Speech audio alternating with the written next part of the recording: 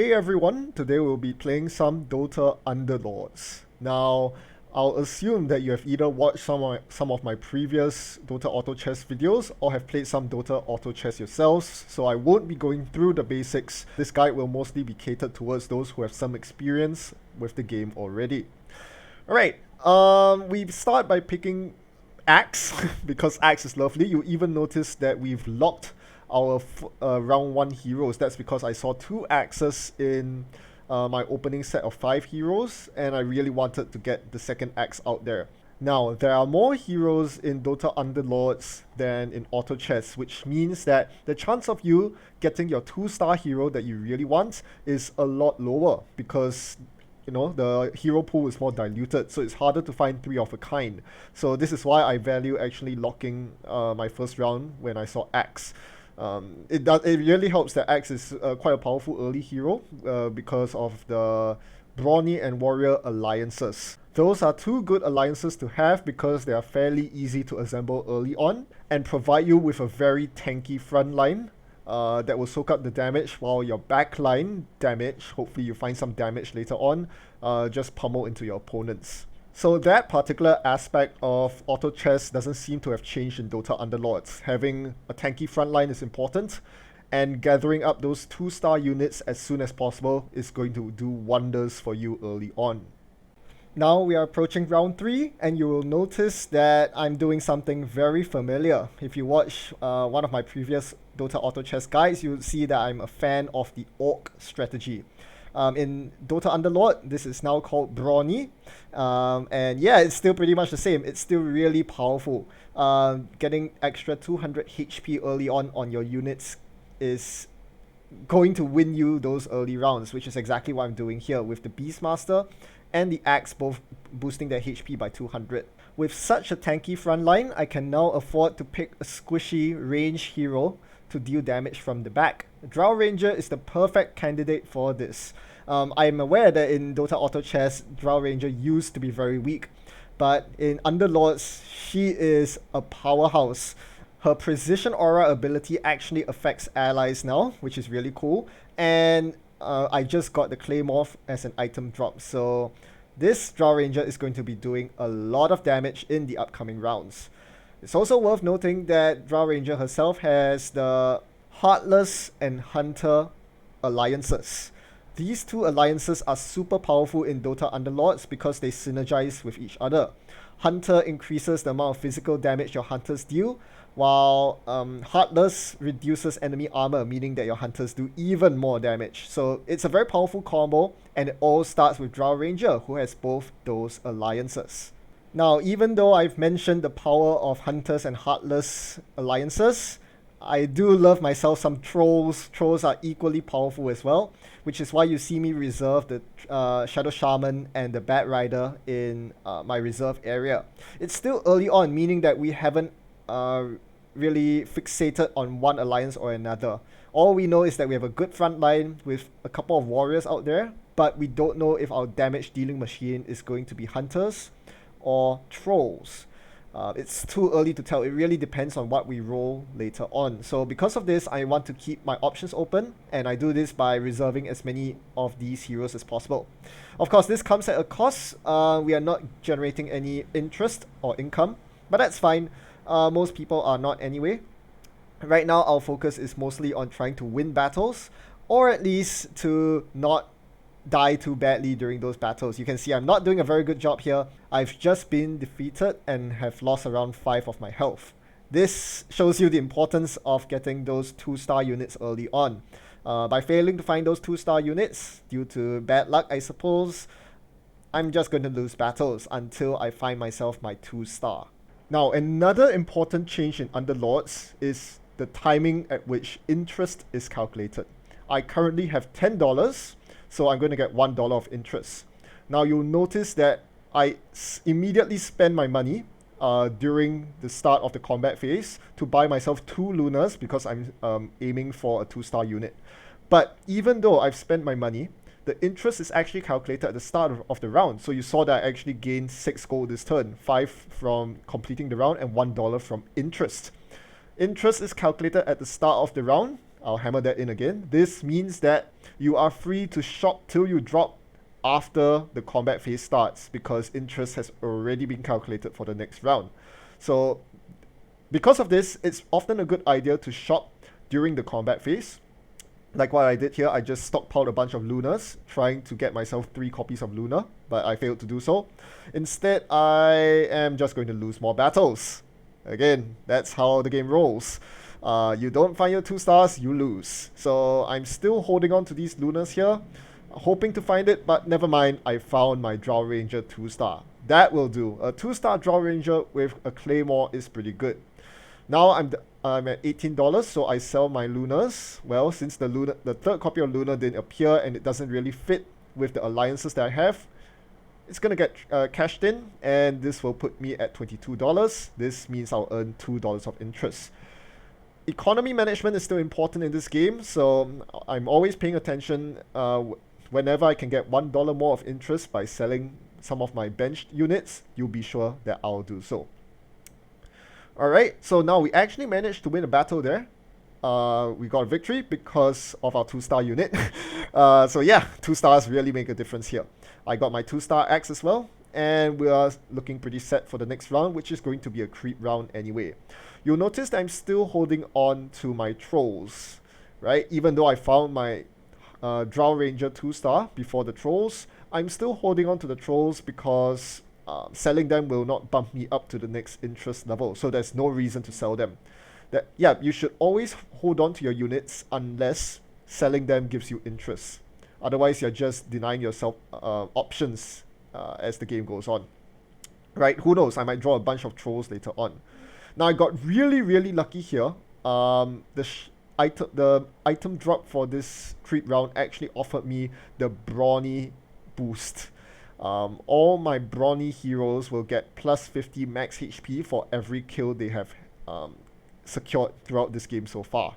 That is a very powerful ability and fits right into my lineup so far. So I'm looking to definitely make good use of my Brawny heroes here. Now you'll notice I finally pawned off my trolls simply because selling them right here puts me at 30 gold exactly. So this is where I want to be, getting $3 of interest while still doing well in the fights. Right, I'm at level 6, just like most of my opponents, and as a result, we are on even footing, but with my strong alliances and 2 2-star units, I'm able to push through. Alright, now before we go on, I'd like to discuss a little bit about my rather weird hero formation. You will notice that I left my Tusk, a melee warrior, at the back lines, which is completely unexpected. This is because I want the Tusk to guard against assassins who jump to the backline and attack your backline heroes first. This would be a disaster. If they kill off my Drow Ranger first, I would lose my main source of damage. Tusk is there to soak up the hits so that the Drow Ranger can potentially fire off a few more hits before assassins kill her. Of course, this means Tusk isn't very useful in terms of dealing damage because it's not in the front line, but as a 1-star hero, he wasn't gonna do much anyway, so may as well be an insurance policy for my Drow Ranger. Now, if you were paying attention to the video in the previous battle, you will notice that the Tusk did not even fulfill that purpose. I went against someone with lots of assassins, a Queen of Pain, a Bloodseeker, and they all just started attacking the Drow Ranger from the side rather than the rear. So even then, Tusk could not deflect those hits, and yeah, I lost that by a huge margin. So yeah, not very ideal. Because of that, you'll see that I immediately switched up my positioning. Now I'm leaving Drow Ranger right at the side of the battlefield. The further away from the center she is, hopefully the less hits she will take. Now this is where I caught a much needed break. I found myself a Troll Warlord in the shop. Pretty good, considering that I'm only at level 6. You don't get these every day. Troll Warlord is a very powerful attacker. It feeds into your warrior synergy, but it also is a ranged attacker and it does a lot of damage. I mean, you paid $4 for it, it better be doing some work, and it sure is. I'm now winning battles thanks to the Troll Warlord. And That wasn't optimal even. I could definitely optimize things. You'll see that I immediately switch up my hero formation. And this is something really interesting. Optimizing the amount of damage output you do based on your hero formation. So if you look at Draw Ranger's Precision Aura ability, this boosts the damage output of all your allies within one tile of the Draw Ranger. This includes diagonals. So you want to put two heroes by her side that do lots of damage. In this case, the two heroes that have the highest DPS on my team are the Troll Warlord and the Beastmaster. So they're both side by side with the Draw Ranger. This means that they'll be doing maximum damage while also taking minimum damage. Because they're placed side by side, they cannot be surrounded by melee enemy heroes. So this means that the chances of them getting ganged up by enemies is a lot less. They'll survive longer, they get to do more damage. That is what we want. The other important thing to note about this formation is that we put the ranged heroes at the side of the board as far as possible. This is a suitable position for them, whereas if you put melee heroes like Axe or Tiny on the side of the board, there's a good chance they'll have to walk towards the middle of the board in order to find an enemy hero to start attacking. And that's wasted time, that is wasted damage. So basically, you want your melee heroes to be closer to the center of the board and ranged heroes to be hugging the wall, shall we say, clinging to the side of the board. Alright, we survived another creep round, so our reward here is a wonderful blade mail that will go straight on our axe and will stay there for the rest of the game. Our axe is slowly but surely accumulating max HP from the Brawny item buff that we got, so that's really awesome. We've also just picked up a much needed 2-star hero, that's our third one. And this justifies us going all the way up to level 7 so that we get one more slot to place our newfound Tiny down.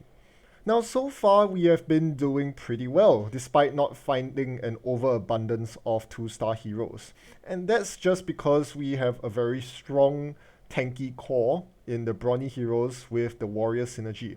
One of the amazing things about the warrior lineup is that there are so many warriors to choose from. Especially at levels 3 and 4. You can see that my lineup currently consists of Lycan and Troll Warlord, but I could just as easily have picked up, say, a Kunkka or a Doom. There are so many warriors, and good warriors at that, to choose from, all of whom deal very respectable amounts of damage. This is one reason I like the Partial Warrior lineup a lot when it comes to the early to mid game, because while they are certainly not the strongest alliance out there, they are certainly one of the most reliable, consistent in terms of being able to assemble at this stage of the game. We won't necessarily bring them all up to 2 stars. Which warriors I keep into the late game and which I sell away really depends on what other alliances I am choosing to keep. Speaking of new alliances, say hello to my little friend, Sniper. Oh, never mind, it's dead. Not the strongest hunter out there, but it was the third hunter that I drew, so I guess I'm playing it. I really want the hunter synergy to get going so that my Drow Ranger and friends do more damage. We'll do a quick freeze frame here. I want to talk about the damage chart on the right. You'll see that Troll Warlord is topping the damage chart despite being a 1-star. This is a testament to how powerful it is as a damage unit. But the second most powerful is actually Axe, which seems surprising for such a defensive unit. But you realize that half the bar is actually purple in color. This indicates that the damage came from an item. And yeah, my Axe has a blade mail. So that is actually where a lot of my damage output is coming from. Enemies immolating themselves on my blade mail. On the contrary, it is actually Draw Ranger that's not pulling her weight. Despite being a 2-star, she's ranked very low on the chart. So yeah, that's not looking very hot. But at least she's providing me with the Hunter and the Heartless synergy. Don't forget, I have Pudge. So this means that I have the basic Heartless synergy, which means all enemies lose 5 armor. Very important for my physical-oriented lineup. This is the reason why my Troll Warlord is doing so much damage. Now, one interesting thing to bring to your attention at this point is that I'm now level 8 at round 18. That's kind of crazy. You'll notice most of my opponents are actually still at level 7. Part of this is due to economy management, but also, if you notice, my lineup is actually very cheap compared to what most people go for. All my units are either $1 or $2 units, the exceptions being the 1-star sniper and the 1-star troll warlord. So because of this, I have a very cost-efficient lineup. For a very low amount of money, I'm able to do reasonably well in battles. You know, when I lose, I don't lose by a large margin, and when I do win, it's by the smallest of margins as well. So this keeps me in good shape in terms of the amount of damage I've taken, while maximizing the amount of money I'm earning from interest, and that allows me to power up my level ups way faster than the competition. So once I get to the stage where I have one more hero than everyone else, that is where I can assert dominance from having a superior economy. Now here I'm going to completely regroup and switch up my formation entirely, because it is at this point I realize that I should be abusing the fact that I'm running so many good ranged heroes, all the hunters and the troll warlord. So I'm going to do the corner formation. I think this is one of the most reliable hero formations I've ever seen. And it's really good because it protects your ranged heroes from assassins so very well. By stuffing everything in the corner, you leave enemy assassins with no open squares to jump or teleport towards. So this keeps your hero safe. We are going to get the Wicked Intent here. Again, this is an amazing reward for us right here. We got really lucky with that roll again. Heartless is something that we were already going for with the Drow Ranger and Touch. Right now we have even more incentive to go all the way up to 4 Heartless. But that's for later. For now, we'll sit content with our hero lineup so far. This is a very comfortable lineup, and we even have enough money to blow on a power level up. We reached level 9 when half our competition is still stuck at level 7. Yeah, we are definitely asserting dominance here. Sure, this puts us below maximum interest. I could have chosen to reserve my money and get the maximum interest, but I really wanted to put the 9th unit in because the 9th unit was the Lycan, and that grants me the warrior synergy. 6 warriors to be exact, right? Without the Lycan up, I would only have 5 warriors, so I'll be missing out on 5 potential armor. So this is a very strong lineup here, and the Lycan also adds a lot of strong tanking potential, because the wolves are basically extra hit points that the enemy has to chew through before the enemy heroes are able to reach my sniper, my Drow Ranger, and my Troll Warlord. So seeing that I'm comfortably winning battles now, as I said, I'm levels 9 when most of my competition is level 7, I can easily sit back and wait for my interest to go back to the maximum, accumulate $50, which will happen by the end of next round. We are going up against the 3-star Slada guy again, but this time we are going to have a much easier time. Despite their strong magic damage, our backline managed to survive the magic damage. Nope, we are losing this. Dang it! 3-star Slada. Ugh! What a luck sack. Yep, this was a big hit, and this puts us down to 55 damage. 55 health left. Still a reasonable amount of health. You know, we are still in 3rd place, which is a very comfortable place to be. But not having a winning streak kind of sucks. I really don't want to go up against that guy again. So it's time to reroll while keeping above 50 gold. I find myself a Mirana here and immediately regret my life choices. Firstly, this puts me below 50 gold. I can't afford to sell anything else on my bench. I really need the Sniper, the Drow Ranger, and the Axe to get 1 more star. So I kept the Mirana as a hunter, but this was a bad choice. Now, I'm looking at her stats, and they are terrible. For a physical attacker, those are just terrible stats. Yeah, Mirana's not a very good hunter. If you're going for hunters, I would strongly recommend aiming for Tide Hunter and Medusa, which my opponent has here. Tide Hunter and Medusa are a match made in heaven because they are both scaly hunters. So by buying both, you get 2 hunters in one shot, but you also get the scaly bonus, which gives your entire team magic resistance. Very, very key against those powerful mages. Mages can be very powerful in the late game.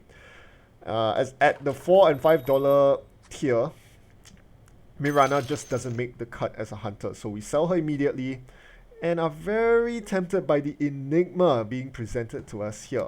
While Enigma has completely no synergy with our lineup aside from the Primordial, we have a Tiny, which is our first Primordial. Enigma gives us a second, which allows enemies to be disarmed on attack. Yeah, that is something. Disarming enemies could be useful, so I'm keeping the Enigma on the sidelines in case I want to use it.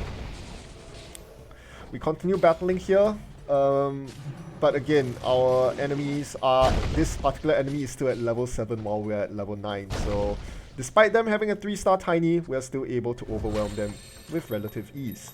Now we carry on with the game. The next round will be round 25. You can see that on the screen. And even if you missed that animation, in the top right corner, you can see round 25 preparing. Whenever it's a multiple of 5, you know that a creep wave is coming. Now, unlike in Dota Auto Chess, apparently you do not lose health, or rather take damage, when you lose a creep wave. So this means there is absolutely no reason to overspend when creep waves are incoming. Instead, you should keep your money for as much interest as possible. Right, so this is something to pay attention to and be very aware of whenever you're playing auto chess. If it's a creep round, don't spend all that money. Wait for the next round to spend it. This could be for re-rolling, or this could be for leveling up. There's almost no reason to level up or re-roll during a creep round. Right? The creeps are fairly easy to deal with as long as you have a semi-decent lineup. So just wait for the next round. In the meantime, we are going to enjoy the spoils of battle. We just got ourselves a Daedalus. Whew, this really is the gift that keeps on giving. Daedalus is going to be so deadly on our hunters. It really is the premium physical attacking item of choice. We are placing it on our Draw Ranger for maximum damage. Someone else can have that claymore. Alright, so I was having a little bit of analysis paralysis. I didn't really know whether to put the Kunkka in for the 6 warrior bonus or the Enigma in for the primordial bonus. With the shop presenting to me a 2-star Kunkka, it made my choice pretty clear. We are going for the warriors. Still gonna keep Enigma on the bench because I'm filthy rich. I have 64 gold sitting in my bank. Now, there is no reason to keep more than 50 gold because interest maxes out at $5 if you have $50 or more in your bank. The reason Ooh, this was close! Ooh, my Draw Ranger survived on 3 health! What was that? Okay, I think I need to spend my money. That couldn't have been closer. That could have easily broken my win streak so far. Anyway, as I was saying, the reason I'm hoarding this gold is because I want to find an opportunity to level all the way up to level 10 without, you know, losing my interest. And this seems like a pretty good time to do so. Maybe. I'm probably going to wait until my experience is a multiple of 4. Meaning to say at 8 experience, I'll slam that level up button to go all the way up to 40 experience. This way, I won't be wasting any excess experience points. Alright, meanwhile, I'm finding myself better hunters. I've secured a Medusa. I would like to replace the sniper with a Medusa because Medusa has a much more powerful ability. And because the sniper keeps getting hooked by Perch and dying immediately. Medusa has a very powerful AoE ability. Generally, $4 and $5 units with AoE abilities are very strong. Right? So far we have seen Enigma and Kunkka, Medusa as well. Tide Hunter is also a powerful one, as I mentioned. The Scaly Hunter is what you want. So yeah, I'm definitely keeping an eye out for these AoE units. They're going to help us out a lot. We found ourselves a 2-star sniper after some deliberation. I was not sure whether to take the sniper. I'd rather sell it and get a 2-star Medusa instead. But having a 2-star sniper right here, right now is just too good to say no to. I'm putting my Lich into the fray and then putting my Punch back into the fray because I can't decide which Heartless heroes I want out on board. Remember, I actually want more Heartless heroes, not only for the minus armor reduction, but because of the ability that I have from one of my items, minus 25% health regen per Heartless hero present. So yeah, seem to be doing pretty well now. Just vanquish another enemy, so I'm riding this win streak pretty well. Right now, I'm referring to which Heartless heroes are out there. The ones I'm missing are Abaddon or Abaddon. It's not a very good hero. Much better is Necrophos, another $4 hero that has a good AoE ability in the Death Pulse. So our plan is crystal clear here. Find ourselves that Necrophos. This gives us the 4 Heartless we need for the minus 10 armor synergy, and that Necrophos can fit into our lineup once we level up to level 10, gaining the final hero slot needed to place that Necrophos down. Now, speaking of synergies and alliances, one of the toughest things in playing Dota Underlords is knowing when to stick with a certain alliance and when to ditch it. You'll notice that we are right into the late game right now. It's fair to say it's round 29, but we are still clinging on to a 1-star Juggernaut at the edge of the board, and it was only recently that I just sold off a 1-star Beastmaster as well. That Beastmaster has been with me for quite a long way. I think I was a little too attached to these Brawny heroes simply because I had the item that buffed up Brawny heroes max HP. But as it turns out, this is no place to be having a $2 1-star unit in the Juggernaut right now. I really should be getting rid of it. In its place, I could have placed an Enigma instead, which would be so much more useful, being a $5 unit that has a strong AoE ability and some synergy, primordial synergy as well. Well, it doesn't make too much difference for now as it's a creep round, so we'll just dispatch these creeps pretty quickly and then we'll see what we'll do after that. Once again, Lady Luck shines down upon us because clearly 1 Daedalus isn't enough. Why not have 2? Now both my Drow Ranger and my Sniper have Daedaluses. That's powerful. Alright, so let's continue with hunting down our Necrophos. That really is my top priority right now. I've finally gotten rid of the Juggernaut as promised. I'm still not putting my Enigma in yet though, because I still believe in the Disruptor. Now, or not. We'll just put the Enigma in.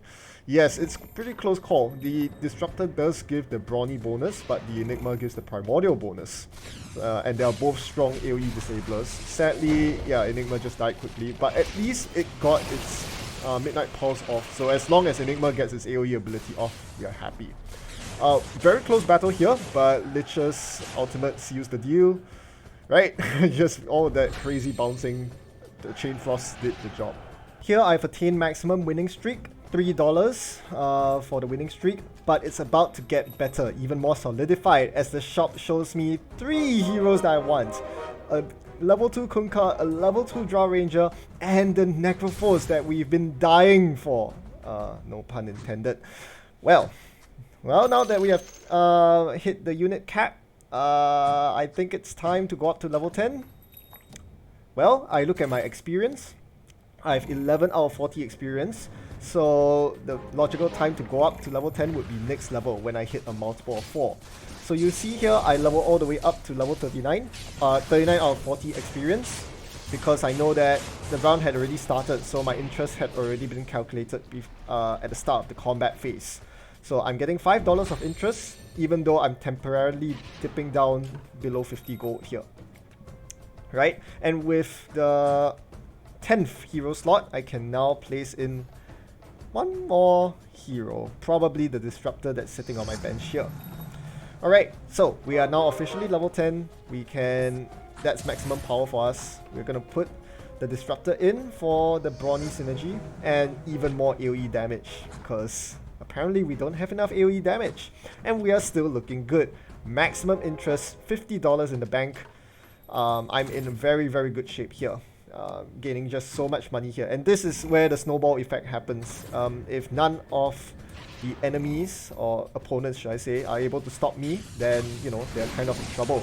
You'll notice looking at the sidebar that only one other enemy has any sort of economy remaining, and even then, yeah, they don't have a win streak like I do, so I'm definitely making more money than all of them.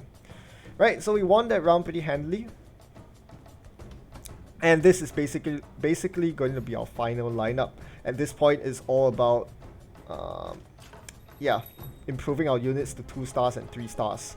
2 Enigmas, double Enigma in the shop all the way across the sky. Woo! That is a huge upgrade. Now, something I was really tempted by. I thought this would be my final lineup, but Tidehunter appeared in the shop and that was too good to pass up. I don't have the Medusa, so I'm not getting the scaly benefit, but Tidehunter is a hunter, so it's gonna gain the hunter benefit as well. It's gonna get the extra damage from the multiple physical attacks, and it has a strong AoE ability as well in Ravage. So yeah, Tidehunter, a very good hero to put in here as my 10th slot. Once again, pretty easy battle here. Yeah, so this is going to be my final lineup for sure. Right, so let's analyze my final 10 hero lineup. We start with the the meat of it, which is the hunters. Tidehunter, Drow Ranger, Sniper. Right, these are the 3 hunters I'm using. It started out with Beastmaster as the hunter, but I transitioned away from it because I couldn't find a 2-star Beastmaster. So this is my main damage output. With the Daedalus on my range hunters, Drow Ranger and Sniper, I'm doing massive amounts of damage while keeping them pretty safe. Because they are hiding behind all my melee units. A quick intermission here as I successfully vanquished the dragon, getting a new item here.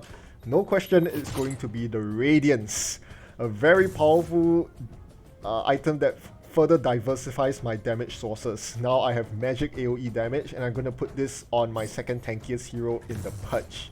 Right, the axe is already holding the blade mail, so Radiance on Pudge is a natural fit. I believe Pudge has the highest base HP of all heroes, despite being, I believe, a $2 unit. So very ideal candidate for holding an item that works better the longer the hero holding it stays alive. Alright, let's continue talking about my final lineup. Besides the hunters, we have the Heartless, right? We have 4 Heartless for minus 10 armor to all enemies. And that is a huge amount of physical damage amplification that you get as a result. Synergizes very well with hunters, as I mentioned, and yeah, I eventually assembled that towards the end of the game. It's not something that I really wanted to go for, but given that I had the Heartless item, the one that stops health regeneration from enemies, and given that I managed to find a Lich fairly early on, it made pretty perfect sense to go down that route. It must be said though that I'm not taking the Heartless heroes just because of the physical damage synergy with the hunters. The Heartless heroes themselves do a lot of work. Necrophos and Lich outputting massive amounts of magic damage themselves, Pudge being part of my warrior synergy, and Drow Ranger being a hunter herself all add up to this being a good plan. This plan would have been a lot less appealing had I been forced to play a suboptimal hero like Abaddon, who himself doesn't do a lot of damage and doesn't have a particularly useful skill. Alright, then I also have warriors. I mentioned that Pudge was one of my warriors, but we also have Kunkka, we have Axe, and we have Troll Warlord. So that's 4 warriors, which seems a little strange. Typically you want either 3 warriors or 6 warriors. Having 4 is neither here nor there. So my reasoning behind this is that, once again, even though alliance bonuses are important, at the end of the day, the quality of the hero matters as well. Every single warrior that I've chosen has a strong reason for being on my team other than the fact that they are simply a warrior. Kunkka has good AoE, Pudge has the Heartless synergy, and Troll Warlord is just a powerhouse in dealing damage. So this would be the 3 warriors I normally stick with in any normal game. I would have removed Axe and put something more useful in. However, because of Forged in Battle, the item that buffs my Brawny's HP values by a crazy amount, I was incentivized to keep the Axe, even though I've basically removed all the other Brawny heroes from my lineup. If you look at the divisions of the health bars, you can see that my Axe starts battle with something like 3000 HP, which is utterly ridiculous for a 2-star unit. Coupled with the blade mail, this means that Axe is a very powerful tanker as well as a damage dealer. So naturally, he gets to stay in my lineup. Outside of these 4 warriors, however, I find it rather hard to justify taking any of the other warriors, as they would compromise my lineup in some way or another. Which is why typically in endgame lineups you don't really see the 6 warriors or more, because you're typically giving up some other more important alliance that, you know, compromises your damage. So that's 9 of the 10 heroes accounted for. The Enigma is very much out of place here. Initially it was a primordial synergy with Tiny, but ever since I evicted Tiny, Enigma has just been chilling there, you know, just as a powerful $5 unit at 2 stars. I have no reason to get rid of it. Well, turns out it does have Warlock synergy, because I am running Necrophos as well. This was completely inadvertent and I didn't even notice it during the game. But, well, because I have 2 Warlocks, all my heroes have 10% lifesteal. A really convenient bonus to have with such a physical-oriented lineup. But yeah, I think the take-home message here is that even though alliances are important and choosing the more powerful alliances will lead to more success, at the end of the day, you need to pay attention to unit quality as well. You'll notice that in my endgame lineup, most of my heroes are $4 or $5 units. The only cheap units are the Drow Ranger, the Purge, and the Axe, which is now 3 stars, so even that one's pretty powerful. Most of the other units all contribute massive AoE damage, which is very important in the late game because your enemy also has 9 or 10 heroes. So being able to hit all of them at once with a powerful AoE skill can often be the decider, especially when that AoE skill stuns or disables your opponents, as Kunkka's Bolt or Tidehunter's Ravage do. Sadly, this means that the information in this video might be outdated, say a month or 2 from now, when balance patches change the entire dynamic of the game. And it also means that you'll have to put in more work into playing the game often to know which heroes are good and which synergies are good. But I guess that's something good as well. You know, practice makes perfect, and by playing more Dota Underlords, hopefully you'll get better at it as well. Hope this video has been informative or useful. Let me know what else you'd like to learn about Dota Underlords in the comment section, and I'll try to make videos for that. Otherwise, thanks for watching, and I'll see you next time.